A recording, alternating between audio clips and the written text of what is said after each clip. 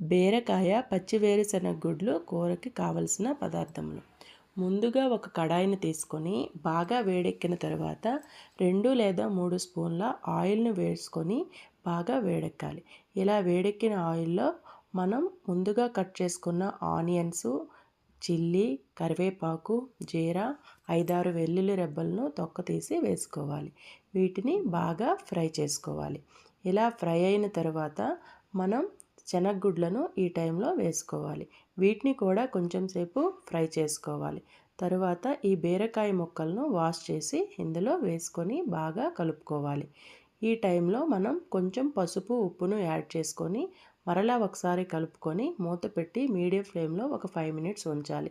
తరువాత ఓపెన్ చేసి కలుపుకొని ఈ టైంలో కారం, గరం మసాలా వేసుకొని ఒకసారి బాగా కలుపుకున్నాక మనం వాటర్ని యాడ్ చేసుకోవాలి. ఇలా వాటర్ యాడ్ చేసిన తర్వాత మీడియం ఫ్లేమ్లో 5 మినిట్స్ ఉంచుకోవాలి. అంతే, కర్రీ రెడీ అయినట్టే. దీనిని వేడి వేడి అన్నంలో తింటే చాలా టేస్టీగా ఉంటుంది.